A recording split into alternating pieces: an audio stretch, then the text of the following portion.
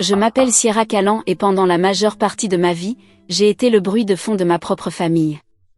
Ce soir-là, j'étais assise près de la porte-fenêtre coulissante lors de la fête dans le jardin de ma sœur Mallory, sirotant un verre d'eau tandis que les rires enflaient autour de moi, des rires qui piquent un peu, trop fort, trop bien rodés. Je les avais déjà entendus. Je savais exactement comment ça se terminerait.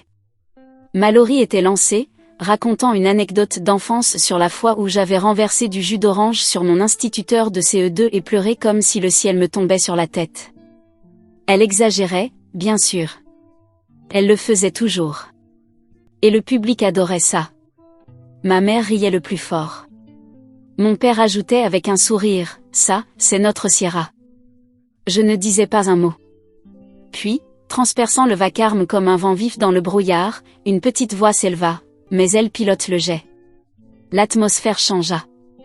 Les chaises cessèrent de grincer. Les fourchettes restèrent en suspens. Mallory cligna des yeux, fixant son fils de 10 ans. « Quoi ?» Liam se tourna vers elle, les yeux grands ouverts et tranquilles. « Tata Sierra pilote le jet. Elle me l'a montré. Elle porte le casque et tout. » La bouche de Mallory s'ouvrit, mais aucun son n'en sortit. Je pris une autre gorgée d'eau. Je ne fis pas un signe de tête. Je ne confirmais rien. Je laissai simplement le silence s'installer, long et pesant. Certaines vérités n'ont pas besoin d'être criées, surtout quand elles viennent de la seule personne dans la pièce qui faisait réellement attention. Quand on grandit avec quelqu'un comme Mallory, on apprend très tôt à se faire petit. C'était le genre d'enfant qui attirait l'attention rien qu'en respirant, blonde, bruyante, incroyablement vive avec des répliques qui faisaient rire les adultes et détournaient les enseignants de sa méchanceté. Elle savait toujours comment remplir une pièce, plus important encore, comment m'en effacer. J'étais plus calme, brune, amatrice de livres. Si Mallory était un feu d'artifice, j'étais de l'électricité statique. Les gens la remarquaient et m'oubliaient dans la même respiration. Je pensais que c'était ainsi que les familles fonctionnaient. Certains enfants brillent, d'autres décorent les bords. Chaque événement scolaire devenait sa scène. Si je faisais partie du tableau d'honneur, elle gagnait le concours de talent. Si j'apprenais à jouer du piano, elle chorégraphiait une danse et la présentait pieds nus sur la table de salle à manger de grand-mère. Et d'une manière ou d'une autre, la famille présentait cela comme naturel. Elle a juste l'étincelle, disait mon père en lui ébouriffant les cheveux. Ne sois pas jalouse, Sierra, ajoutait ma mère quand je me refermais un peu. Tu es différente, tu es plus terrax en grave terre. Terrax en grave terre, ce mot s'est accroché comme du goudron. J'ai arrêté d'essayer d'être vue au bout d'un moment. Moins j'en montrais, moins ils avaient de quoi comparer. Et plus je devenais silencieuse, plus ils utilisaient ce silence comme preuve que Mallory était la meilleure. Au lycée, elle était reine du bal. Moi, je travaillais à mi-temps à la bibliothèque de l'école pour économiser en vue de prendre des leçons de pilotage. Personne à la maison ne savait que j'en prenais. Je ne leur ai jamais dit que je postulais dans des écoles d'aviation.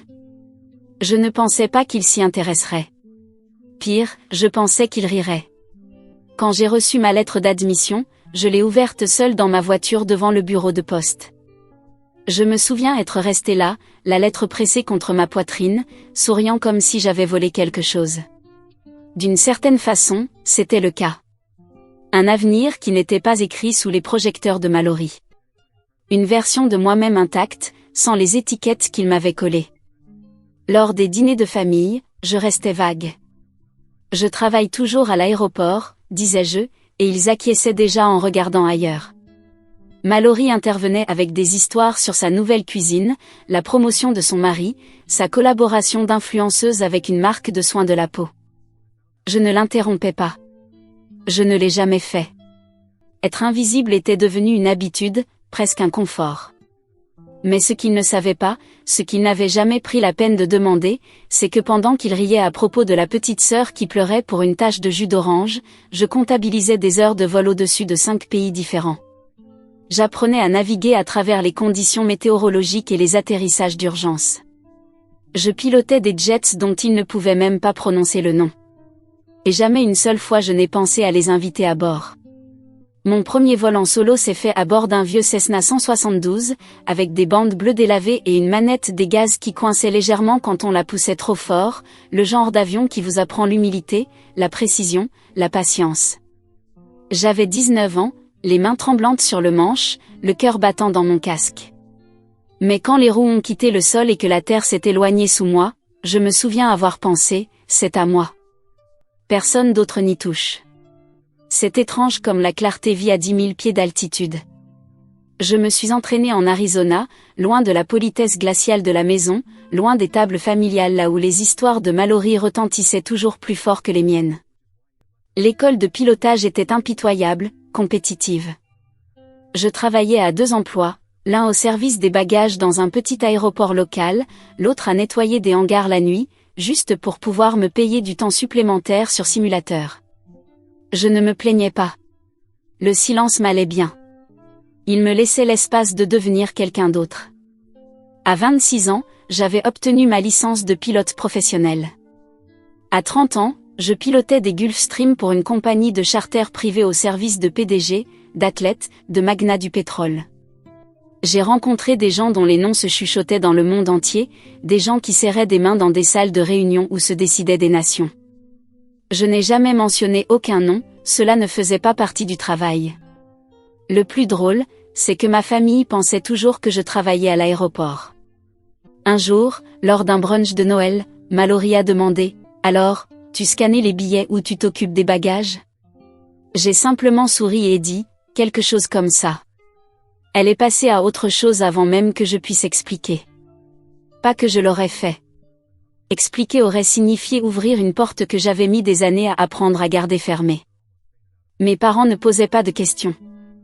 Ils étaient trop occupés à se vanter de la dernière rénovation de maison de Mallory, et du fait que Liam avait été accepté dans un camp d'été STEM ultra compétitif.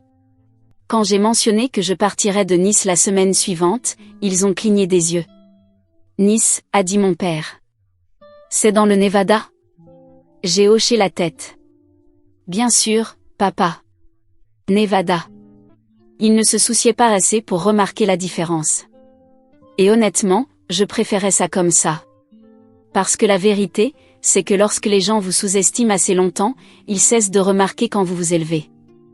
Et lorsque vous vous élevez en silence, sans chercher leurs applaudissements, cela les déstabilise bien plus que n'importe quel projecteur. J'ai entretenu cela volontairement. L'uniforme restait plié dans mon sac de voyage. Mon casque, rangé dans un étui en cuir sur mesure. Aucun diplôme encadré, aucune photo brillante sur la cheminée. Je ne postais rien à ce sujet. Aucun membre de ma famille ne suivait la compagnie de charter en ligne, donc aucun risque qu'il tombe sur un communiqué de presse ou une photo. J'étais invisible par choix. Mais parfois, je me demandais, pas pour obtenir leur approbation, ce train était parti depuis longtemps, mais je me demandais ce que cela disait d'une famille qui pouvait s'asseoir en face de vous pendant des années sans jamais demander « Qu'est-ce que tu aimes ? De quoi es-tu fier ? Qu'est-ce que tu fais quand personne ne regarde ?» Je ne me cachais pas. Je ne me portais simplement pas volontaire. Et peut-être que c'était ma vengeance discrète. Pendant qu'ils échangeaient des anecdotes autour d'un verre de chardonnay et de bavardage, moi, je regardais le lever du soleil au-dessus de l'Atlantique depuis une fenêtre de cockpit, traçant des routes à travers turbulences et vents arrière, guidant des inconnus à travers ciel et tempête en toute sécurité. Et tout ce temps, personne à cette table ne le savait. Pas jusqu'à ce que la seule personne qu'ils n'avaient pas entraînée à mépriser prenne enfin la parole. L'invitation est arrivée dans un message groupé. Mallory l'a envoyé à 6h02 du matin un mercredi. Barbecue en famille chez nous samedi prochain. Apportez ce que vous voulez. Il faut qu'on se retrouve, ça fait trop longtemps. J'ai fixé le message pendant une bonne minute. C'était son ton habituel, léger, faussement chaleureux, prétendant inclure tout en rappelant à chacun qui tenait les rênes. Elle choisissait toujours le lieu, contrôlait la liste des invités, décidait du récit avant même que l'événement ne commence. En général, j'ignorais ces invitations.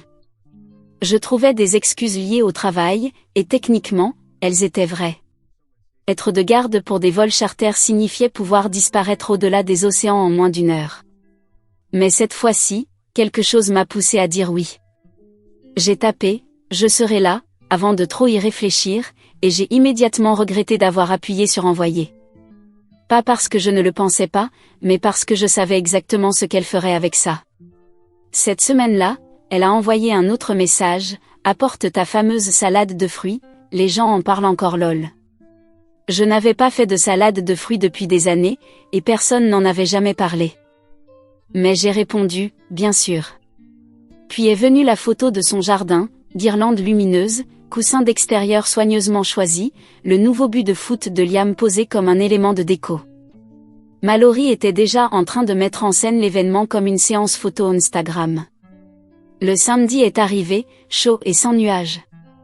Je portais une simple chemise en lin blanc, un pantalon et des ballerines, les cheveux attachés, sans maquillage ni bijoux. Je me suis garée à 2 pâtés de maison, par habitude. Encore aujourd'hui, je n'ai jamais aimé l'idée d'arriver avec quoi que ce soit qu'il pourrait juger. Son jardin était déjà plein, voisins, cousins, vieux amis de la famille. Mallory avait une enceinte Bluetooth qui diffusait une playlist de hits actuels, et elle virevoltait de conversation en conversation comme si elle menait une campagne électorale. Elle m'a aperçue à mi-chemin du jardin alors qu'elle servait un verre de rosé. Eh bien, regarde qui a décidé de venir, a-t-elle chanté. Et juste à temps pour m'aider avec le maïs. Tu as toujours été la discrète, la fiable. J'ai souri. Ravie de te voir aussi, Mallory. Elle m'a tendu des pinces comme si c'était un jeu, comme si elle avait encore le pouvoir de me reléguer au rôle dont elle avait besoin, celui d'assistante, de décor inoffensif. Je les ai prises parce que je n'étais pas là pour me disputer. J'étais là pour observer la danse habituelle. Mallory racontait des histoires à plein volume, toujours l'héroïne, tandis que nos parents rayonnaient dès qu'elle mentionnait les résultats scolaires de son fils ou les réussites immobilières de son mari. Quand j'ai lancé un « il fait beau », personne n'a répondu. À un moment, elle m'a présenté à une voisine en riant, « Voici ma sœur Sierra. Elle fait un truc avec les avions, non ?» J'ai hoché la tête. Quelque chose comme ça. La femme a souri poliment et est passée à autre chose. Mallory s'est tournée de nouveau vers le grill, arborant un sourire en coin, comme si elle venait une fois de plus de réussir à me classer dans la case des éléments sans importance. Je l'ai laissé faire. Je l'ai laissé croire que j'étais venue pour m'effacer comme toujours. Je l'ai laissé raconter l'après-midi comme elle l'entendait. Parce que je savais quelque chose qu'elle ignorait. Liam, son fils de 10 ans, avait passé le week-end de Thanksgiving dernier avec moi, pendant que Mallory et son mari étaient partis en croisière. Je l'avais emmené au hangar. Je lui avais laissé s'asseoir dans le cockpit. Je lui avais mis mon casque de rechange. Je lui avais montré ce que je faisais, pas pour me vanter, mais parce qu'il avait demandé. Il m'avait regardé, les yeux écarquillés, et avait chuchoté, « C'est toi qui pilotes ça ?» Et j'avais répondu, « Toutes les semaines. » Il ne l'avait pas oublié. Le soleil commençait à disparaître derrière la clôture, projetant de longues lignes ambrées sur le patio. Les gens avaient entamé le 2e verre, celui qui rend les rires plus forts et les jugements plus faciles. C'était toujours le moment préféré de Mallory, quand elle pouvait transformer la lumière sur elle en arme, tout en disant que c'était juste pour plaisanter. Elle s'est assise sur le banc en osier près du foyer, un verre de vin à la main, entourée d'un demi-cercle enthousiaste. J'ai vu ce qui allait arriver dès l'instant où elle s'est penchée en avant, avec ce sourire qu'elle arborait toujours quand elle s'apprêtait à lancer une anecdote. Personne n'était jamais assez impoli pour la contredire. Vous vous souvenez quand Sierra s'est perdue dans le supermarché pendant genre 1 heure, dit-elle en regardant directement notre tante. Elle a tellement pleuré que le gérant a dû lui donner une sucette gratuite pour la calmer. Et elle avait quoi? 8 ans? Je n'ai pas répondu. Je n'ai même pas bronché. Quelqu'un a ri, mon oncle je crois. Un autre a ajouté, Sierra, vraiment? J'arrive pas à imaginer ça. Mallory continua, tout excitée, non mais, elle a toujours été tellement dramatique pour des trucs ridicules. Même à l'école. Vous vous souvenez de la fois où elle a refusé de présenter son projet pour la foire scientifique? Elle est restée là, figée. C'était le summum de Sierra. Je fixais mon verre d'eau à moitié plein, toujours limpide. Mon prénom circulait comme un gadget de fête, et tout le monde était trop habitué à son goût pour le remettre en question. Sauf un. Liam était assis en tailleur au bord de la pelouse, tenant une glace à moitié mangée, et observait sa mère attentivement. Il ne riait pas. Il ne souriait pas. Ses petits sourcils étaient froncés, juste assez pour que je le remarque. Puis il s'est levé. « Maman, dit-il, pas fort mais assez clair. » Mallory s'interrompit au milieu d'une phrase. « Qu'est-ce qu'il y a, chérie ?» Il s'approcha et la regarda, l'air perplexe. « Pourquoi tu te moques de Tata Sierra ?» Mallory cligna des yeux, surprise. « Je ne me moque pas, mon cœur. On raconte juste des histoires rigolotes. C'est pour s'amuser. » Mais il se tourna vers moi, puis regarda de nouveau sa mère. Elle pilote le jet. Silence. Un vrai silence. Celui qui appuie contre la peau. Les verres arrêtés à mi-hauteur, les chaises qui grincent, quelqu'un a toussé sans finir le son. Le sourire de Mallory vacilla. « Elle quoi ?» demanda un cousin, à moitié en riant, comme s'il n'était pas sûr que cela faisait partie du spectacle. Liam acquiesça, elle m'a emmené à son aéroport. Elle m'a laissé m'asseoir dans le siège avec tous les boutons. Elle a dit qu'elle fait voyager des gens dans le monde entier. C'est une pilote. Mallory ouvrit la bouche. Puis la referma. La tête de mon père se tourna brusquement. Les sourcils de ma mère se froncèrent, comme si elle avait entendu quelque chose dans une langue qu'elle avait oubliée depuis longtemps. Je ne bougeais pas. Je ne confirmais rien. Je ne démentis rien. Je laissais simplement la vérité atterrir, planer, se déposer sur leurs épaules comme un poids trop lourd pour qu'on puisse en rire. Personne ne savait quoi dire. C'était le genre de silence qui ne fait pas que tomber sur une pièce. Il reste épais, malaisant, s'accrochant à l'air comme la fumée après un incendie. J'avais déjà vu ce regard dans des cockpits, quand un système tombait en panne en plein vol et que l'équipage avait 3 secondes pour le comprendre. Mais ici, le seul système qui avait échoué, c'était leur récit sur qui j'étais. Mallory n'avait toujours pas cligné des yeux. Elle fixait Liam comme s'il l'avait trahi. Son image soigneusement construite, celle de la grande sœur drôle et pleine d'esprit avec la sœur pitoyable et invisible, venait de se fissurer devant son propre fils. Et pire encore, elle ne l'avait pas vu venir. Ma mère posa lentement son verre, se racla la gorge, comme si elle allait tenter de reprendre le contrôle du moment. « Sierra, ma chérie, je ne savais pas que tu pilotais ce genre d'avion. » Je souris doucement. « Tu n'as jamais demandé quel genre d'avion. » Mon père laissa échapper un petit rire sec, essayant d'alléger l'ambiance. « On dirait que tu es pleine de surprises. »« Non, dis-je simplement. Vous avez simplement été plein de suppositions. » Il n'y avait rien de cruel dans mon ton, juste ce genre de calme qui naît après des années à être ignorée et incomprise, jusqu'à ce qu'on comprenne qu'on ne doit pas toujours corriger les autres. C'est une option, pas une obligation. Tante Valérie intervint, d'un ton joyeux et nerveux. « Eh bien, je trouve ça merveilleux, vraiment. Peu de gens font ce que tu fais, pas vrai tout le monde ?» La pièce marmonna quelque chose qui ressemblait à un accord, même si personne ne croisa mon regard.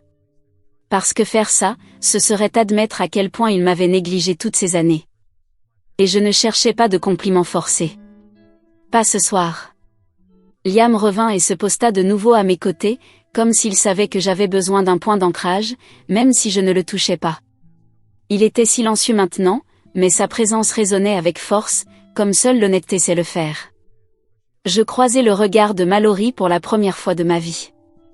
Elle paraissait plus petite que moi, pas physiquement, mais quelque chose dans ses yeux s'était rétracté. Il y avait de la confusion, et en dessous, quelque chose proche de la peur. De la gêne, peut-être. Juste le choc de voir une version de moi qu'elle n'avait pas écrite. Sa voix était faible. « Pourquoi tu n'as jamais rien dit ?»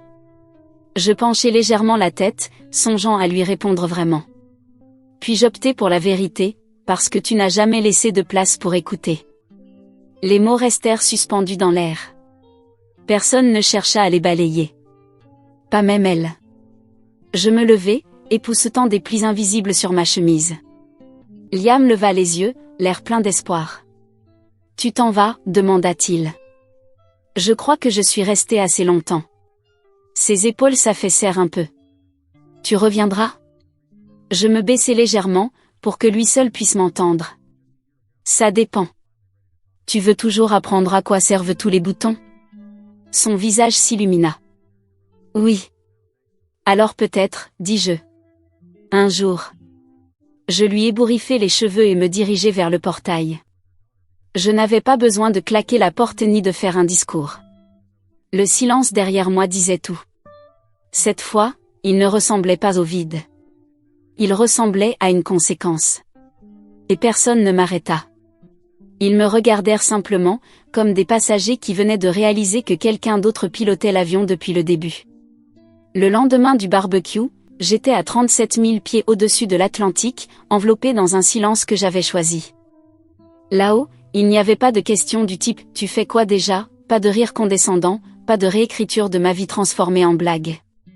Juste le ciel, la lumière, les turbulences et la confiance.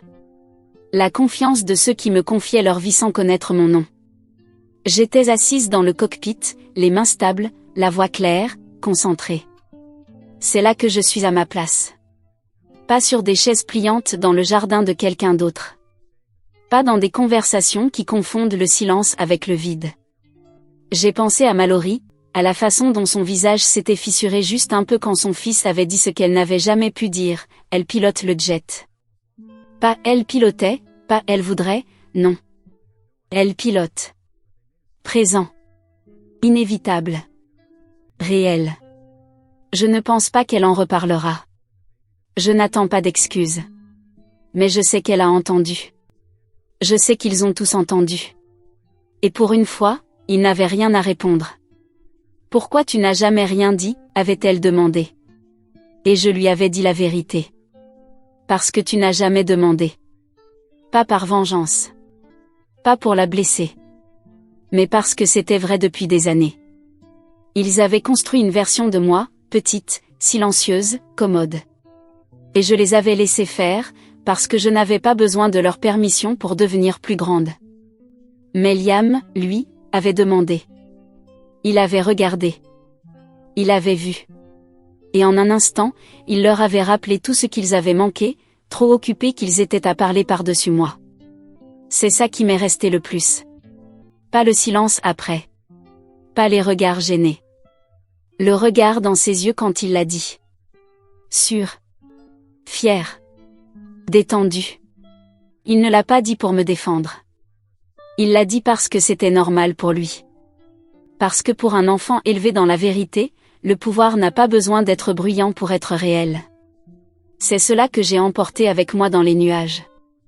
Je n'ai pas besoin que ma famille m'applaudisse. Je n'ai pas besoin qu'ils comprennent. J'ai juste besoin de ce que j'ai toujours eu, une piste, de l'altitude, et le calme qui vient avec la certitude de savoir exactement qui je suis. Et là-haut, le ciel ne me demande pas où j'ai été. Il se contente d'éclaircir l'horizon et me laisse voler.